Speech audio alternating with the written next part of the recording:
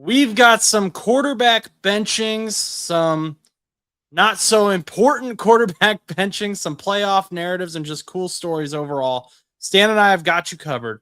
Up next here on No Buts About It.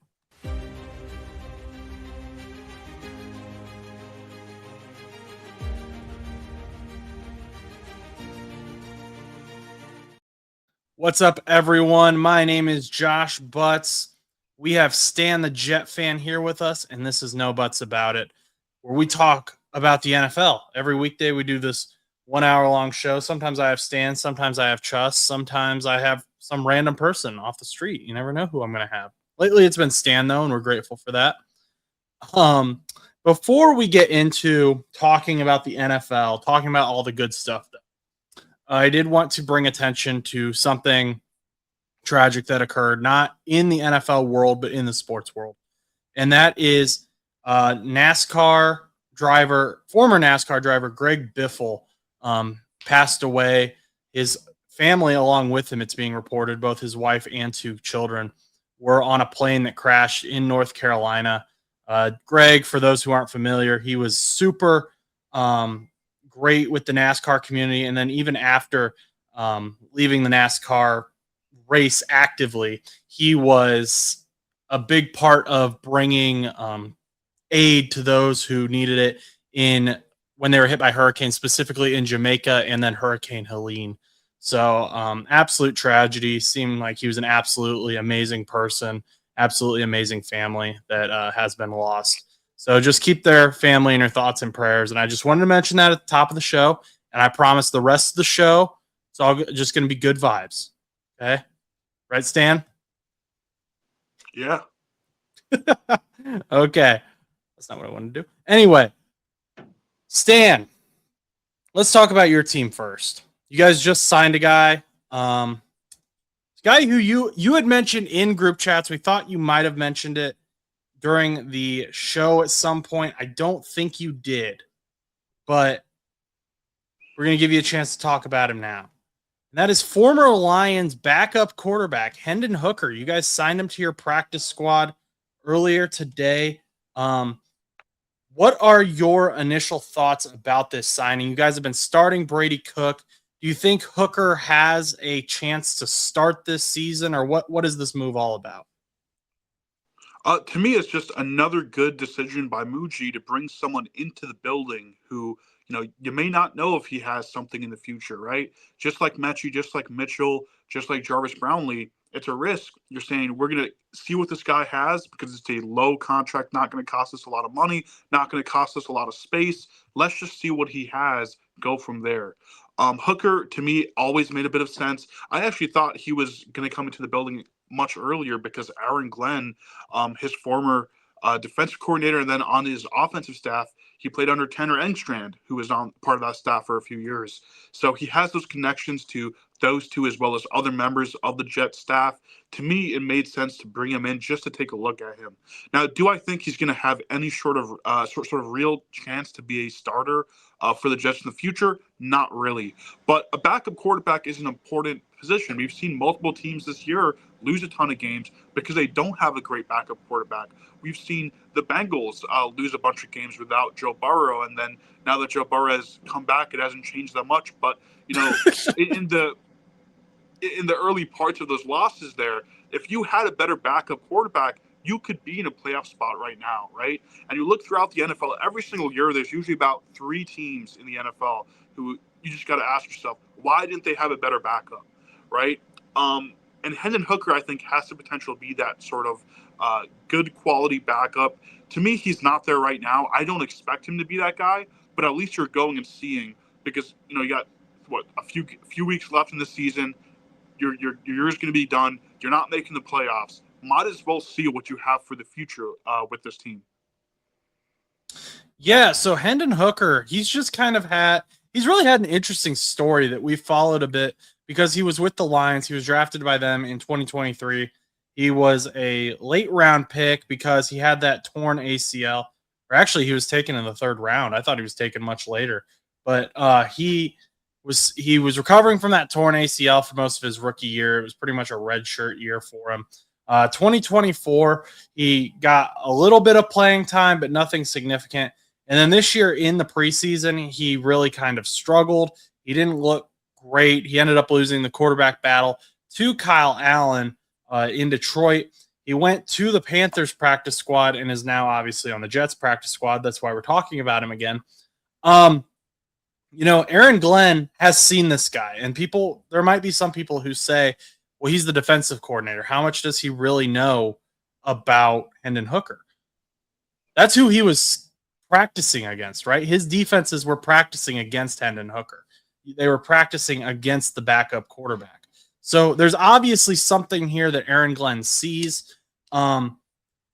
Is there any chance you think that Hendon Hooker is on the roster next year? I'd say there's a decent chance. I mean, I doubt the Jets keep Tyrod Taylor. Justin Fields is going to make it just because of his contract. Brady Cook, I think he and Hendon Hooker have an equal chance of getting one of the backup spots. I assume the Jets are going to go into next season with 3 quarterbacks, one of them possibly being on the practice squad. But Hendon Hooker versus Brady Cook, I think they're competing for that 3rd spot. To me, it's going to be Justin Fields, some rookie quarterback, and then a 3rd guy just to round out that room. So, you guys looking at mock drafts, and draft season is way too far away right now, but just looking at it right now, you guys are slated to get either Fernando Mendoza or Dante Moore, depending on how the draft kind of works out. If you guys trade up, what happens? Would you be comfortable with Hendon Hooker or Justin Fields starting a few games over that 1st-round rookie? Yeah, I would prefer that. I think for the Jets, for most teams nowadays in the NFL, it's better to have your rookies sit on the bench a little bit. Even if they're still the best player, like we saw with Jackson Dart and the Giants, just having him sit back and practice the sort of behind the scenes parts of the game. Let him go through the game planning. Let him see what scouting feels like and looks like on the NFL level, and then let him see how that scouting applies to the field in front of him. Right? Let him learn slowly, and then get him into the NFL. I think with Zach Wilson, a big part of it was he got kind of hit by the bright lights of NYC way too early, and we've seen that with countless rookies for the Jets before. Now, do I think that's the reason why Zach Wilson didn't work out and those other rookie quarterbacks didn't work out? No, not what I'm saying. But I don't think it hurts, and I don't think the Jets are in any position to really go and put a rookie out there just to win maybe an extra game or 2 over the course of a season. I think your focus, if you're the Jets, is to get the right guy in the draft. And if Mendoza is that guy, if Moore is that guy, trade whatever you need to get him, and then make sure you're not relying on him on day 1. Now, if I was the GM of the Jets, I'd probably take Fields just because of the contract, have him be my QB3, and then find someone else in the NFL, probably a veteran who could be my QB1 on day 1. That being said, if you're going to give Hooker a shot, I have nothing against giving him, a shot for that QB3 role. Yeah, he definitely has a following. Hendon Hooker has, especially still in Detroit. There are a lot of people I know in Detroit who wanted Hooker to get that backup spot and were upset when he got cut. So it'll be interesting to see what the Jets do with him, especially with how shallow their quarterback room is right now. Still talking about the Jets, you guys extended some guys this week. You want to maybe tell us about those guys, why those are important? Because neither of them were super big names, but I think both of them are important to the Jets roster overall. Yes, the first one is Josh Myers. Now, Josh Myers is a center, and he came into the season as our backup center. I think he was re-signed about 5 days ago. And the situation with Josh Myers is, even though he was supposed to be a backup center because AVT went down super early, Joe Tippmann had to switch over to guard, and Myers has been doing a good job in that center role. Now, he hasn't been fantastic, right? There's been a few snaps here and there where I kind of wish Joe Tippmann had the ball. I thought he would do a better job. But for what it's worth, you need a center, and he's a fantastic backup center.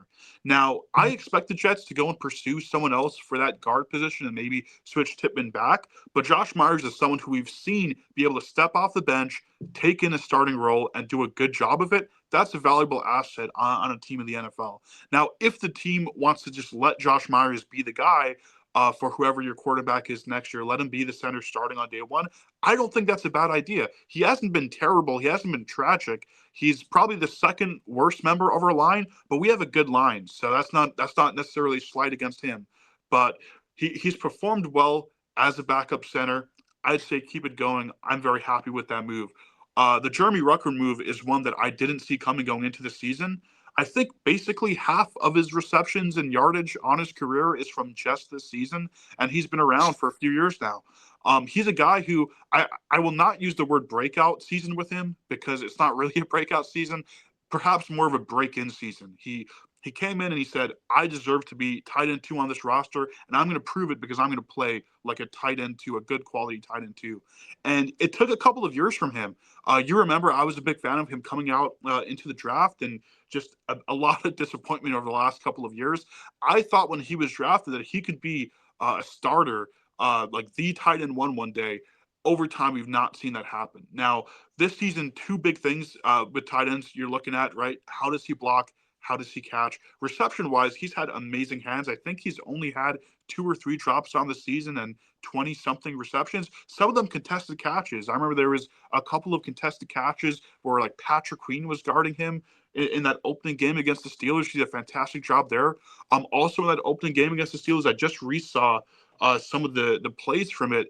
He had some great blocking on Watt, who's a very tough guy to block. So the fact that he's doing a good job against good players in the NFL, I can't slide him for that. I also like him, and specifically as a chip blocker. I think he might be your best chip blocker on this team.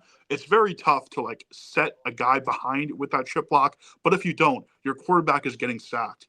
I think he does it at a rate, at a consistency that is very, very good for a tight end team. So blocking wise, I'm happy. I want to see more from the run blocking side of things, but one step at a time, I guess. In terms of receptions, the fact that he's not having a lot of drops, that's plenty for me. With a tight end 2, that's all you need, right? I don't care about what you do after the ball. You're only really getting the ball on 3rd and shorts, those sort of receptions. He also had a nice touchdown a couple weeks ago. So very good play, very good year for him. He looks to me like a good quality tight end 2. Yeah, Rucker. So just looking at his PFF grades real quick, and PFF isn't the end-all be-all, but he's got a ton of really elite pass blocking games this season. He has some where he was very below average, had some rough games, but there's a lot of like 74s, 72s, very good grades here for Jeremy Rucker. And to get him on the deal that you did, that's exceptional for the New York Jets. I mean, pass blocking tight ends are underrated in the NFL because everyone wants the, guy who gets the yardage, right? The guys who are going to contribute to your fantasy team. But I think Jeremy Rucker, he's going to be that underrated guy. And those underrated guys are what make the difference when you're trying to rebuild a team like the New York Jets are trying to do. And then back to Josh Myers, offensive line depth is everything. I know about that more than anyone, right? As a Bengals fan, offensive line depth is everything. And so even if he's not a starter next year, even if Joe Tippmann moves back over to center, and because you guys bring in a guard or something, having him there is going to be huge because he has experience starting. He knows what to do. That's huge, and I think that's another good move by the New York Jets. Continue to build that way. Duke Tobin could take some lessons maybe, and I think you've been taking lessons from Chuss on bashing the Bengals. By the way, I heard that little slide comment there. That was a Chuss-ism there. So I don't know if you've been talking to him, but a little bit toxic. While he's gone, I got to keep a little bit of Chuss in the show. Yeah. Don't worry. I felt it. There. I felt the Chuss in the room is with us. But let's talk about another AFC East team that has made headlines this week. And, you mentioned one of the quarterbacks, Zach Wilson in Miami. He's the quarterback 2 this week because they are benching Tua Tagovailoa. And they are going to start rookie 7th-round pick out of Texas, Quinn Ewers. Quinn Ewers was a huge name coming into the draft. He played for Texas. Texas did very well with him under quarterback. Very good team. And he kind of just fell, and some people expected it, some people didn't. I've made my short giving my initial reaction to this. So Stan, once again, I'm going to grant you I want to know your initial reaction I to actually Quinn haven't seen. Ewers. I haven't seen your short on it, so I'm not too sure what you stated there. But my take on it is that I think McDaniels is saying, you know what, I might be playing for my job, or I am playing for my, or coaching for my job these last couple of weeks. I think he's just trying to get a young quarterback who maybe has some potential to be the guy out there, so he can keep that job moving forward. To me, I don't think it's a good decision. I think Tua is better. At the very least, it reminds me a lot of Rob Saleh benching Zach Wilson back in the day, and then putting Tim Boyle as the starter. And I remember thinking, like, okay, Zach Wilson isn't great, but Tim Boyle, really? And like Ewers is not Tim Boyle level bad. Not trying to say that at all, but I think he needs a little more time on the bench. Maybe he surprises me and he is able to be a good quarterback and an NFL level starter, but I think he needs more development. I don't think he's there yet. Yeah, I will say about Quinn Ewers, he was a guy that I had rated under a lot of people coming out of college because a lot of people looked at him and his teams won, right? They won with him at quarterback. And so a lot of people had him ranked a little bit higher. My main concern with him coming into the draft was his pocket presence. And that really showed up in the college football playoffs was his pocket presence. He just wasn't aware of what was going on around him. There were a lot of sacks where he just kind of stood there and he didn't see the guy coming at all when he had plenty of time to throw it away, and he just took a sack and he was surprised. And the NFL is faster. That's going to happen at a faster level. Maybe not against the Bengals. Watching this game, watching Quinn Ewers this week, this is a great game for him to start because the Bengals defense is not good. This is a good confidence builder for him. We talked about this a little bit with Jackson Dart, how we didn't want to throw the rookie into the fire. And we didn't want him, going up against the Eagles twice for his first 3 starts. And I think what Mike McDaniels has done is he said, okay, this is when we're going to do it. We're going to do it against the worst defense in the NFL, one of the worst passing defenses in the NFL, one of the worst pass rushing defense in the NFL, just all around. So hopefully we see Quinn kind of learn to read the game at an NFL level on Sunday. He can see what's going on. He can see the speed because they're playing the Bengals, but I do want him to succeed. I want all these guys to succeed. I mean, it sucks that it might be against the Bengals, but I'm rooting for him still. I want to see what technical ability he has at this point. What has he learned sitting behind Tua? What has he learned sitting behind Zach Wilson? And it'll be really interesting for me to see if he doesn't look good, what Mike does. Because kind of like what you alluded to with Robert Saleh. Okay, Zach didn't look good. Let's start Tim Boyle. Okay, Tim Boyle didn't look good. Let's start this other guy. And it just kind of, it's hard for a young guy to build confidence like that. So will he stick with Quinn Ewers, or is next week he going to say, okay, let's put in Zach Wilson? And if he does look really good, that opens up a whole nother set of questions with Tua. Because they can't cut Tua. They can only trade Tua. I looked it up because people were suggesting Tua was going to be released, and that's just asinine because he has $155 in dead cap if he's released.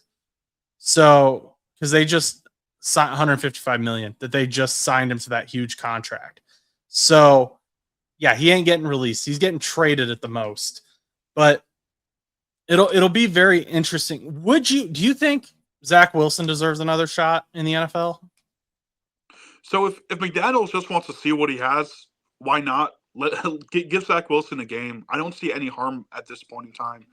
And Zach Wilson, for what it's worth, he still has some skills. Like, he has very good physical skills. At times he had good pocket presence. It really kind of evaporated at the end. I think if McDaniels is very open with his quarterback room and very just like tells them, like, hey, look, we're going to give each of you a shot. and it's not something that's going to affect their confidence, sure, go ahead and do it. If Ewers goes out there and he looks bad, definitely go and move on and give Zach Wilson a try. Maybe give Ewers another try for the end season game. If I can't remember who it is for them, I think it might be the Bills though. But for whatever it is, I I just think McDaniels has to be very straightforward with his quarterbacks, especially with those young two, more so than Tua. And with Tua, I think it's silly to say that Tua is your quarterback number 3. Like, what has Zach Wilson shown you? Tua has given you plenty of good games this season. Early on in the season, I thought to some extent he was back.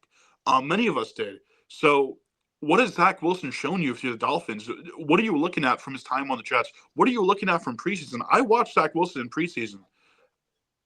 I don't see it. I don't see why Zach Wilson would be above Tua on your depth chart. So to me, that's one of the things that really rubbed me the wrong way. It just seemed kind of weird and abrupt from McDaniels, especially because another thing is Tua is not the reason they lost. He didn't have a good game against the Steelers, but he wasn't really the reason they lost. My thing is Tua is he wasn't even great in the games that they won though. So I kind of get why they're seeing what they have. You know, they have nothing to lose, like you said. I do think the reason that Tua is the quarterback 3 isn't because Mike thinks he's worse, and this is just me speculating, isn't because he thinks Tua is worse than Zach Wilson. It's because then Tua isn't kind of breathing down Quinn Ewers' neck during the game. And you don't get into a situation where Quinn comes out and just sucks. And, you know, then the Dolphins fans are chanting, "We want Tua," or something like that. I mean, they can still chant, "We want Tua," but Tua can't play in this situation unless both Quinn and Zach Wilson get hurt because he's going to be the emergency quarterback. So I think that alleviates a bit of the pressure off of Quinn. Maybe I'm wrong. Maybe there's something else going on. But just looking at it as an outsider, I would think having the starter there immediately behind you would be a lot of pressure in your NFL debut. And we've seen this before. We've seen this with really good quarterbacks. Going back to Lamar Jackson. Remember when he was started getting the start over Joe Flacco and they got to the playoffs and he kind of just butchered his wild card game? He looked awful.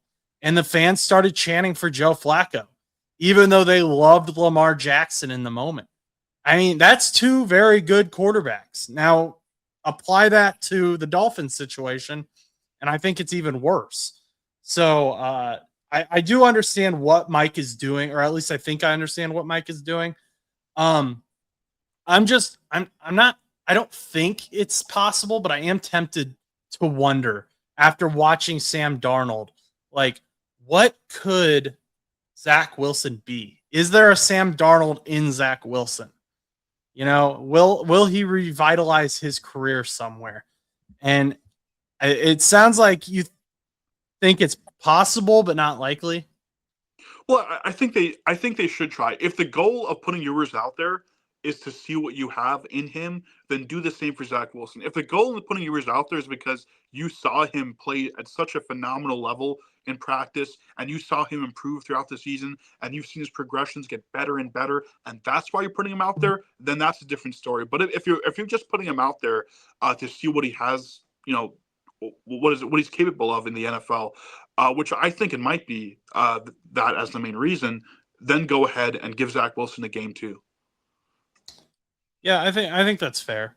That final game, whoever is in that final game is going to get it rough unless the Patriots bench their starters, because the Patriots are the Dolphins' final game of the season. So that defense might be playing for a 1 seed at that point. We don't know. We'll see how the Broncos do. But yeah, lots of good thoughts, lots of things to watch down in Miami. Moving on from the AFC East. Let's talk about the AFC West real quick. We've got a new AFC West champion for the first time, or will for the first time in over a decade. You know, Patrick Mahomes tore his ACL. He's out for the season, obviously. Possibly a little bit of the next season as well. We'll see how that recovery goes. But it didn't really matter in the end because they were eliminated from the playoffs.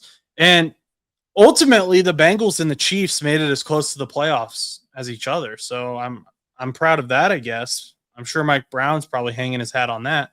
But in all seriousness, Patrick Mahomes and the Chiefs will miss the playoffs for the first time since, I believe, 2014. So before Patrick Mahomes was even on the team, there's not been an AFC West champion in that long as well, but or an different AFC West champion, obviously. So what's your reaction to this? Who do you think's got it? Broncos, Chargers? I mean, it has to be the Broncos. The Chargers, I think they could be there soon. I think they need to fix that O-line first. Without, and we talked about O-line depth a little bit earlier. That's the perfect example of why you need to sign guys like Josh Myers to your roster, because there was such a big drop off going down that list of tackles, and their O-line on the interior was never that strong to start with. They really need to fix that. I don't think the Chargers will have any shot at winning that division until they do that. The Broncos, on the other hand, they're pretty comfortable in that seat. They're looking like a good team. Sean Payton, as much as I hate him, he's doing a good job. So, like, for what it's worth, it's going to be the Broncos. I'd put all my money on that. Yeah, I'd agree. I think the Broncos pretty much have it locked up. It's a 2-game difference, 12-2, and 10-4. This is a hot take. I had the Broncos winning the AFC West this year. I don't think the Broncos are as good as what their record shows. I've discussed this before. I've discussed it with friends. They get mad at me every time. And this is just like how I felt about the Kansas City Chiefs last year, which I know the Kansas City Chiefs made the Super Bowl last year, so that makes me look kind of dumb. But also, look at how the Chiefs performed in the Super Bowl last year. They got killed by the Eagles. And when I look at the Broncos' schedule, the teams they played and how close it was, there's not a ton of impressive wins to me. They don't wow me. They put up 20 points on the Titans and allowed 12. So they beat the Titans by 8. They lost to the Chargers by 3. They beat the Bengals by 25, which was initially an impressive win, except Jake Browning was out, so I don't know how impressive that really – or Jake Browning was in, so I don't know how impressive that is anymore. They beat the Eagles by 4. They beat the Jets by 2. They beat the Giants by 1 after collapsing for 3 quarters previously in that game. They beat the Cowboys by 20. I'll give them that one. That's an impressive win to me. They beat the Texans by 3, and that was before the Texans' offense clicked. And the Broncos fans will say, well, our offense hadn't clicked yet. Yes, but your offense was still better than what the Texans' offense was. And I believe Davis Mills played most of that game. I think that's the game that C.J. Stroud got hurt, if I remember correctly. They put 10 points on the Raiders and only beat them by 3.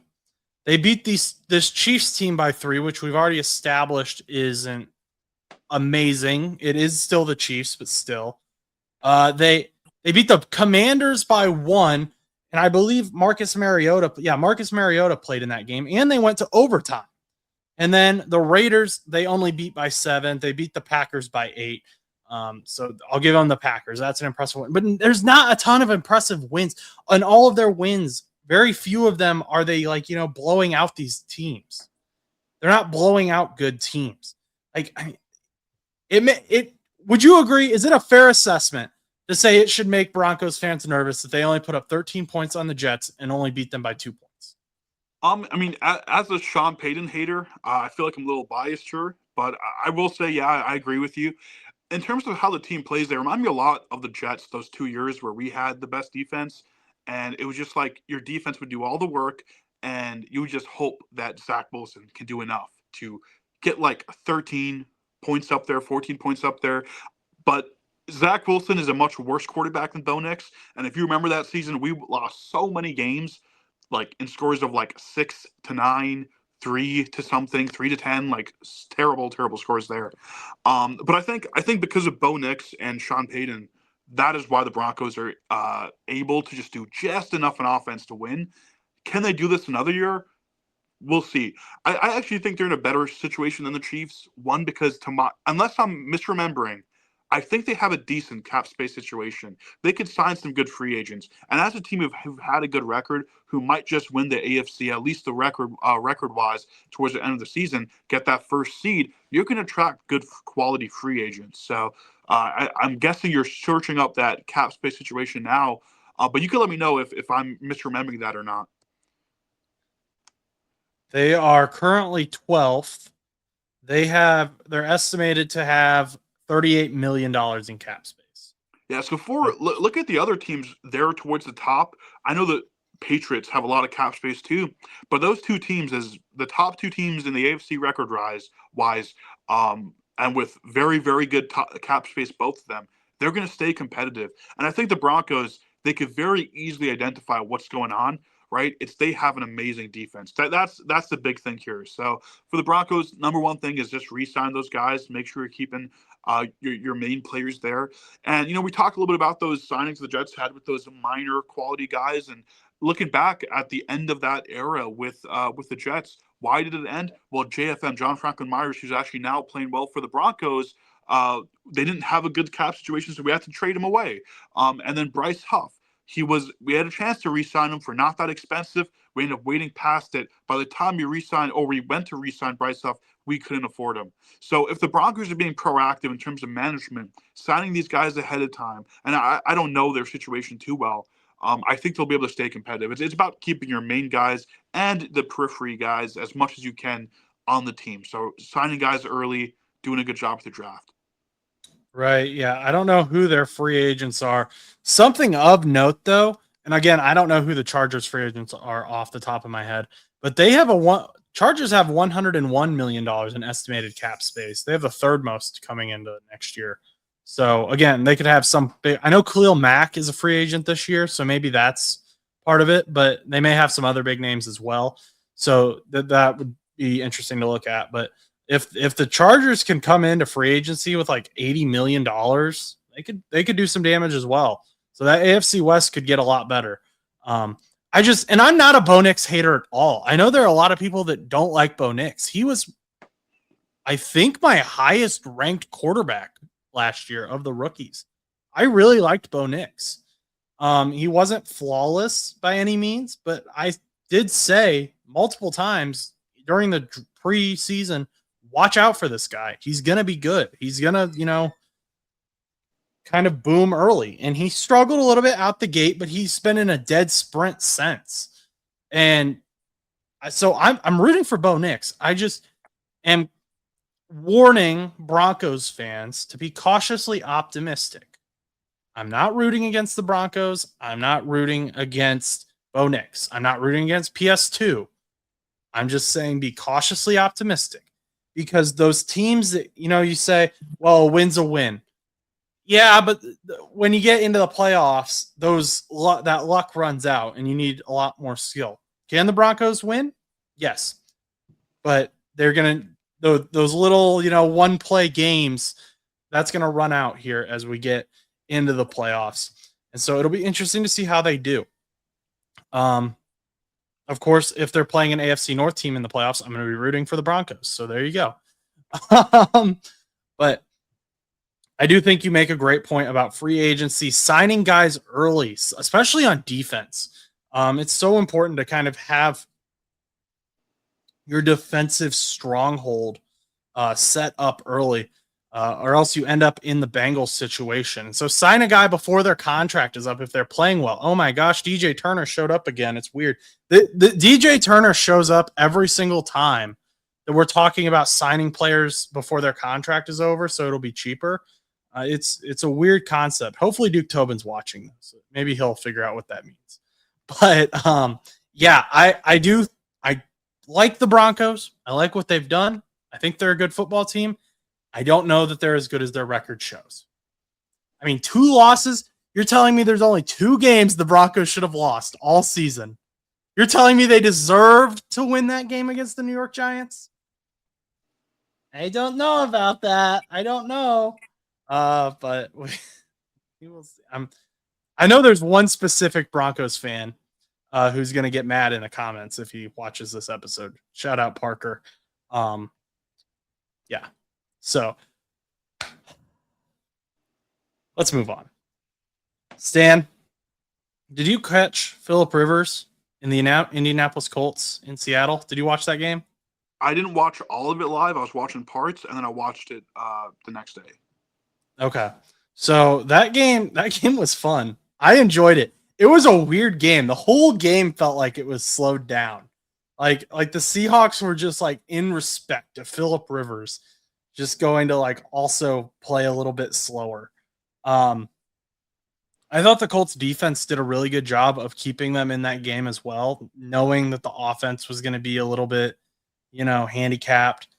Jonathan Taylor had some good runs, even though they were obviously going to favor the run game. That was big for the Colts. I got to say, though, Jason Myers, I saw a tweet, and I agree with it. He did not understand the situation. He kicked that game-winning field goal. Phillip Rivers was supposed to win the game. America was rooting for Phillip Rivers. Were they not? Was America not rooting for the 44-year-old grandfather to walk into Seattle and win? And he just went and ruined it by kicking a field goal. I tell you, you were talking before we started about that video of his kids he was coaching, watching him play and throwing that touchdown to Josh Downs. I think I was as hype as what they were. I was so excited. I was so excited that he got a touchdown. That was all I wanted. I just wanted Phillip Rivers to be able to throw another NFL touchdown. So Stan, what were your thoughts about Phillip Rivers starting? How do you think he looked? So my number one concern is that he wasn't going to be able to read the speed of an NFL offense or an NFL defense, and he actually did a great job there. He didn't have as many sacks as I thought he was going to have. I forget what the exact number was in the end, but I don't think he got sacked that many times. And I do remember there was one time where he kind of sacked himself. So we could take that off the books there. But he did a great job. Physically, very much not an NFL quarterback. I think that should be fairly obvious. But he has like the mental game so well. He understands that part of the game so well. He's able to counter all of that. His ability in the pocket is what surprised me a lot. Just the fact that he was able to operate, not get scared with guys running in his face who are like 20 years younger and 10 times better in every physical trait, right? Like great defenders running in your face. He's able to make his passes, do his job. Great job by him.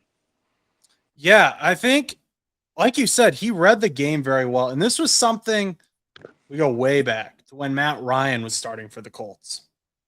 Like Matt Ryan, you could tell he knew the game. He wanted to know the game, but his body just wouldn't let him. He'd reached a point where his body wouldn't allow him to play the game at the level it needed to be played anymore.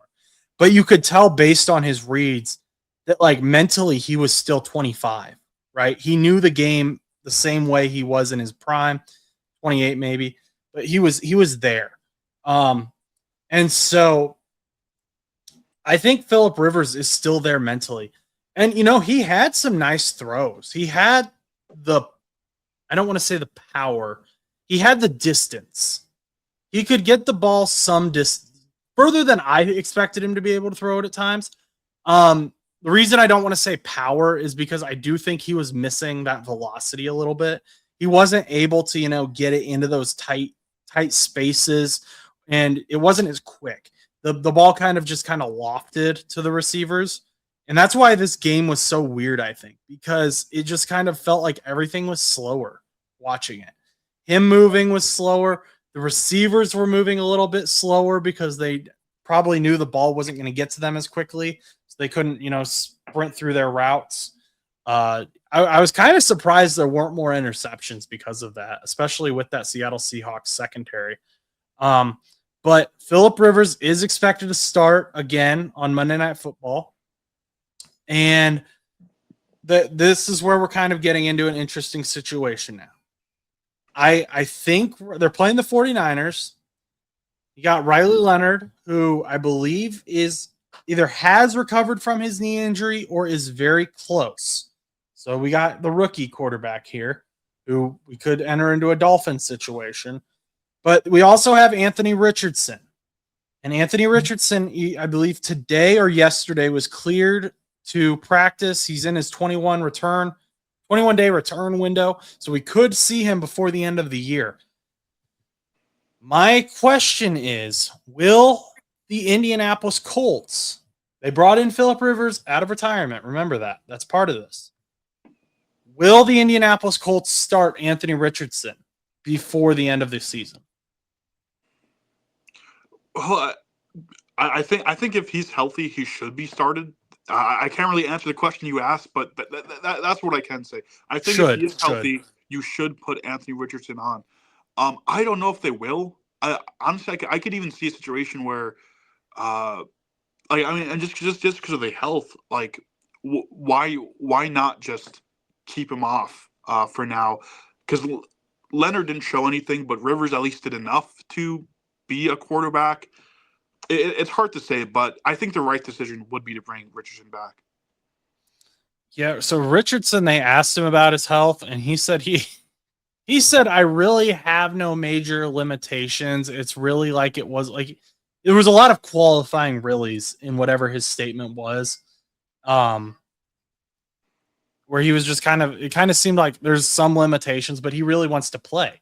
You know, that makes sense. Like there's a lot that's been said about Anthony Richardson. We've said stuff about Anthony Richardson, and as always, prove us wrong. Do it. That is the behind the scenes thing of any criticism I give to any NFL player, because I know I couldn't do it. But if I'm going to criticize you, I want you to prove me wrong. I'm rooting for everyone. But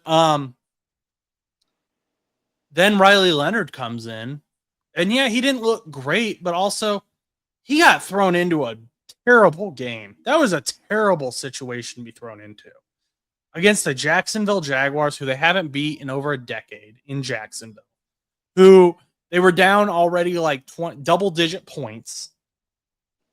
Daniel Jones went down suddenly. It was just a terrible, terrible situation. And so I don't know that I want to judge Riley Leonard completely by that game. Do I think he's a QB1 right now? No. But I'm not going to hold that game to be his career-defining moment. AR, we've seen a lot more of him. We've seen him as a starter. We've seen what he brings to the table. And maybe taking a break, recovering, that'll help him. I think it would be interesting to see him again. If Phillip Rivers, continues to struggle, he had them in a game against the Seahawks, though, or at least the defense. He didn't cause them to lose a game against the Seahawks is probably the better way to put it. So then Shane Steichen kind of has to ask, okay, Phillip Rivers doesn't turn the ball over. We know that AR has had a turnover problem. Is that maybe your defining thing, even though AR is younger and faster? I mean, I doubt they will do this, but you could also try to get fancy with it. Use the AR kind of in a Taysom Hill role. Let him play a couple of series. I don't think they will because of the mental part of a quarterback sitting out for a series or two and then going back into the game and having to sort of re-warm up and get into the feel of the game. But it's something to consider. I think for the Colts, it's, in my opinion, they're just not making the playoffs, especially because they weren't able to pull through against the Seahawks. I just think at this point in the season with the injuries, the writing might be on the wall. I hope they make it because the Colts will be a fun team to see there. But I think Rivers is better in terms of, as you said, he's not going to throw the ball off, but he's not gonna cause problems elsewhere too. AR has caused problems in the locker room, and at this point in the season, you're still an organization with, even though Daniel Jones is not healthy, you still have 4 quarterbacks, right? Leonard, for the record, I think it's also the pressure of the situation coming into that Jaguars game as a guy who wasn't really a top quarterback in college, going into a high pressure situation. His first high pressure situation since the national championship, albeit. So he's seen some stuff, but I think it's so tough to judge him on that because of what that situation was. I don't think AR offers the Colts too much at this point in time. So the Colts better than I do. Do you think AR has with Steichen as coach, has a real shot of being a starter for the Colts? No. I just Well, I he think that's the never answer. he didn't fit the culture, I guess, that Steichen wants to create. And that's not a knock on AR specifically. That's just some things just aren't cohesive. You can have two good things that aren't cohesive. And I think Shane Steichen has built a very good culture, but AR just never really molded into that. He never went into that scheme. He's had these moments where he looks really good and then he kind of backs down. And the Colts don't really seem to feel like he's their guy either. They never really made him the face of their franchise, which normally when you have an early first round pick, he's there. But and I never really felt like AR was like the face of the Colts. I never felt like I saw him everywhere. I saw Jonathan Taylor. I saw Michael Pittman Jr., saw Zaire Franklin, but I never really saw Anthony Richardson. And I I would say trade him, except I don't know what they're going to do with Daniel Jones. Because Daniel Jones is now looked really good. He's going to be coming off an injury in free agency. But do you extend Daniel Jones? And if so, how much money does Daniel Jones want? And how much can you get out of a trade for Anthony Richardson, who's still on his rookie deal? And Anthony Richardson is still very young. He's only 23 years old. So, very young quarterback. There are guys who are going to be rookies next year who are younger, who are going to be older than Anthony Richardson. So, he was 21 when he was drafted. That's insanely young, especially for a quarterback. I think Bo Nix was like 25. I think Joe Burrow was like 25 too. So,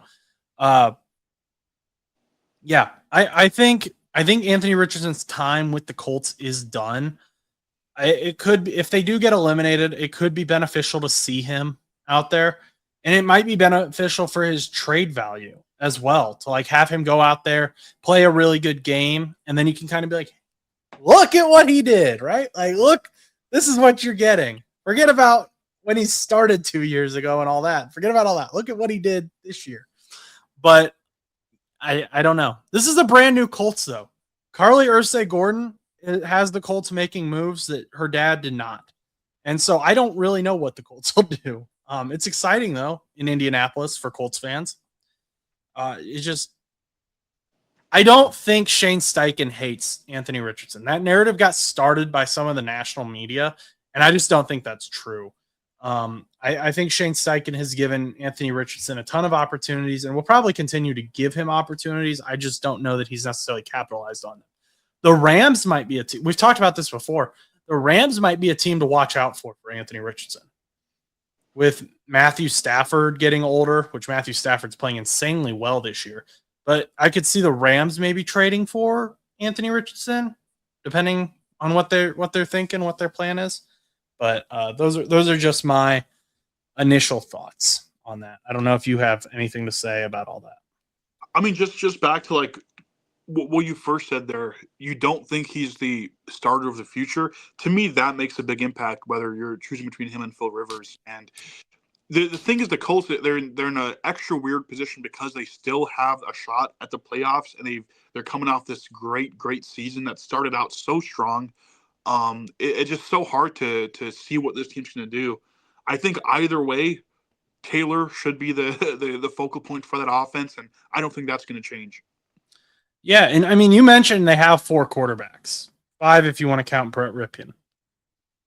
They have 2 next year right now under contract: Anthony Richardson and Riley Leonard. Because Philip Rivers is obviously probably not signing an extension. Be absolutely insane if he did. Daniel Jones is a free agent. Brett Rippon is practice squad. That leaves you with Riley Leonard and Anthony Richardson. You're 2 young guys. You're 2 young, unproven guys. So they still have not solved their quarterback problem. Unless you believe Daniel Jones is the answer. Unless you've seen enough of Daniel Jones and you're willing to just push all the chips on him making a full recovery and looking like the guy we saw this year. Is that something you'd be willing to do? If I was the Colts, I would probably start AR on day one, or Leonard if Leonard can improve that much over the offseason. I don't think he will personally. I think he needs a lot more time than that. But if he's able to be better than AR on day one, start him and then let Daniel Jones when he's healthy, enter into that offense, unless you saw some otherworldly level of play from AR, which you will not. But are you re-signing Daniel Jones? Because that's what you have to do first. I mean, yeah, I think they have to. We saw what happened with the Vikings. They said, "Oh, we gave Darnold this great opportunity, but our offense is so good, our coach is so good, our team is so amazing. We don't need him. We're gonna move on and let JJ take on the reins." And what happened? JJ just wasn't it. And now they don't have any other options, and they have one of the worst cap situations in the NFL. They don't have, I don't think they have a great amount of draft picks either, but they have so much money, so much roster space gone, and not a whole lot of great outlook into the future. So I think just because you want to avoid that, re-sign Daniel Jones. So this year he signed a 1-year, $14 million contract with pretty much all of it guaranteed. But what kind of contract would you sign him to, knowing what you saw of him this year, but also the fact that he's coming off injury? Well, I think he knows about the injury too. I wouldn't be surprised if they're able to get him in the below 20 million a year range on like a 2 or 3 year deal, maybe with a good cut option in year two. Um, I think as long as you're able to cut him in year two, because he's an injured player, able to cut him in year two without taking on a ton of cap hit, I would sign it. Even if you have to pay him upwards of that 20 million, if you're able to cut him in year two in case the injury is too much and his career is over, if you have that option, I would give him the money. Okay, it'll be interesting to watch. I don't know what the answer is because Well, you go continue. So sorry. I was gonna say like I don't think they have a better option in the sense that I don't think they're getting Joe Burrow. Which other quarterback are they going to trade for? Kyler's not going to save them. So I feel like they don't really have an option. Like at least the Vikings had the argument of JJ McCarthy could be the guy. Nobody's getting Joe Burrow except for the Cincinnati Bengals. Let's just throwing that out there. I'm looking at what quarterbacks are free agents next year. You have Daniel Jones is the top one. Aaron Rodgers is likely to retire. What? I was gonna say I think Tyrod Taylor is like a top 3, top 4 option in the class. He is ranked 6th. He is ranked 6th. Russell Wilson is 3rd. Mariota's 4th. Zach Wilson is 5th. I'm guessing because of age, because him and Taylor have the same contract. Joe Flacco is actually behind both of them, which Joe Flacco's got some familiarity with the Colts, but he's another older option, so I don't know that really solves your problem. Throw this out there for Chuss. Kenny Pickett is going to be a free agent as well. So we'll see what happens with him and the Raiders. But there's some big names on here, but I don't think any of them really solve your quarterback problem. And the Colts have already signed a lot of them at one point or another. So, yeah, I think Daniel Jones is your best option. It's just whether you can get him on some sort of contingency deal with that injury. You're not going to pay him. I wouldn't pay him more than $30 million a year. I know he looked really good, but you got to look at the rest of his career, right? So, yeah, very interesting situation in Indianapolis. We're running out of time here, Stan. You got anything else you want to add before we wrap this show up? No, nothing much. Okay. Well, thank you everyone for stopping by. Thank you for listening or watching the show. We appreciate your support so much. Don't forget to like, comment, and subscribe. Let us know your thoughts about anything we talked about today or just what's going around in the NFL. We have a merch link in the bio. Make sure to check that out. I've forgotten to plug that the last few times. And yeah, subscribe. Helps us a ton. Takes you like 2 seconds, and it helps us reach more people. Until next time, go do something nice for someone.